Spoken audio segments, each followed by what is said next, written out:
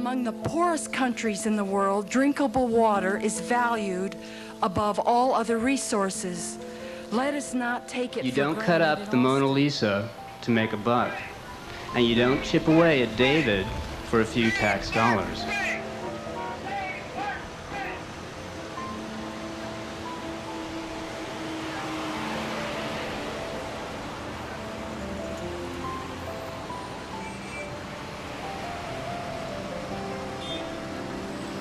And you don't slowly strangle Barton Creek for the profit of a very few. I love Barton Springs, and I wouldn't want it to be messed up.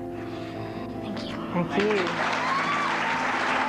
We're the best thing that could conceivably happen to Barton Creek and Barton Springs.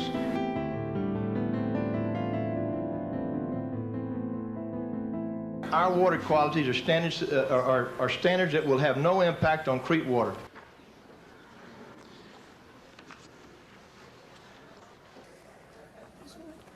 We've asked the important question, is it going to protect the creek, and is it going to protect Barton Springs? And we have the answer, and that answer is no. I think also has been deleted from the June 7th draft. I came onto this campus of the University of Texas in 1956 as a young boy from Houston. I was up here on a football scholarship, and at the same time received a degree in geology. I got a Bachelor of Science degree in geology with honors, and graduated with the highest grades of any football player on the University of Texas track. We categorically state that we exceed water quality standards, and as a geologist, I will promise you, I know more about Barton Creek than anybody in this room.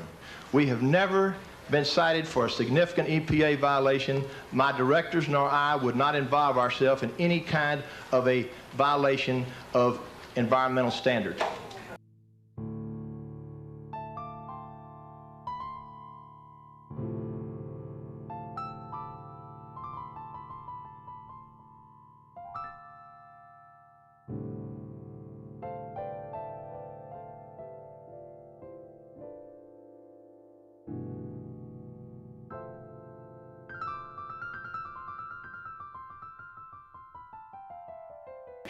We will categorically not pollute Barton Creek.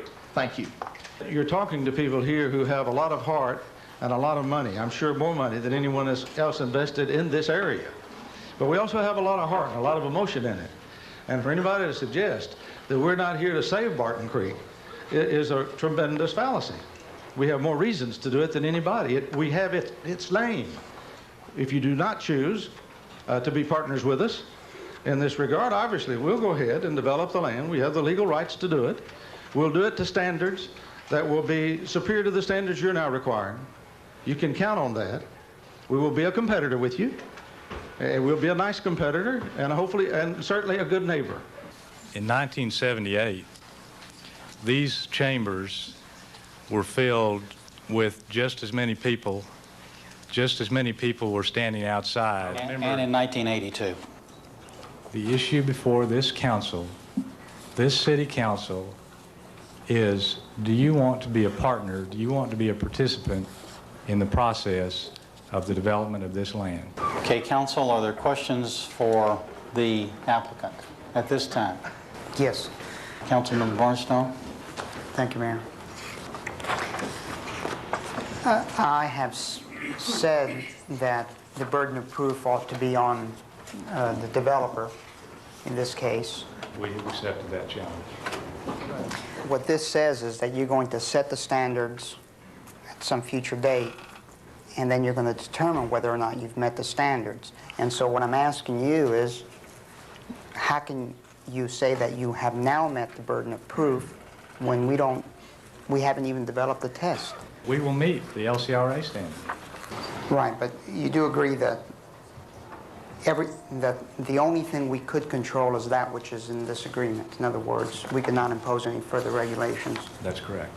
That's it. In other words, whatever's in here, if we discover that some chemical that's used on the golf course or whatever is unsafe, if it's not within this agreement? No, that's not what I heard Mr. Moffett say earlier. He said that in the event that such things come to light, that I did hear him those say that. items, But that's not what this agreement says. this, on the 8 p.m. draft, that will be in.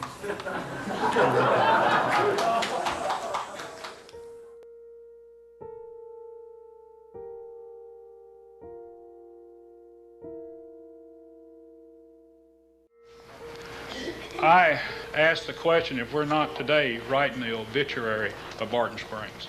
I know everyone's in good faith and in good intent, but working with Edwards Oxford on a day-to-day basis is so sensitive, so subject to man's influence, and barely can handle the natural impact of bird droppings and so on, that during storm events, literally, all of these contaminants, sediment are flushed,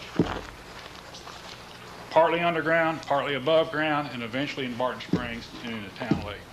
You could fight, work, and cause there to come to pass a preserve, a watershed preserve, a national preserve, a state preserve, a sanctuary, something that your grandchildren's grandchildren will look back on and say, how did the city of Austin ever get its stuff together well enough to do something this far-sighted, this significant? Mr. Dedman voted in favor of building the Mopac South Freeway down the very heart of the recharge zone for the Barton Springs Edwards, which is the aquifer in Texas most vulnerable to pollution. He voted in favor of that highway without a federal environmental impact statement. The bottom line is they haven't produced anything for us to look at. They've hired an engineering firm, but there's no report that says, here's our data, here's our methods, here's how this golf course is going to absorb all this effluent. Well, I would question whether or not this company is really in Barton Creek for the long term. I'd like to read into the record a statement from the 1989 annual report of Freeport-McMoran. In keeping with the company's contrarian philosophy of acquiring assets significantly undervalued in the marketplace, FTX, that's Freeport, acquired in September for approximately $60 million one of the premier real estate developments in the Southwest. Situated in the Barton Creek area near Austin, Texas, these assets consist of a country club and a conference center and approximately 2,600 adjacent acres.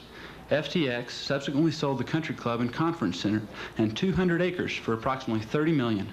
And this is the important part, retaining 2,400 acres for price appreciation and future sale.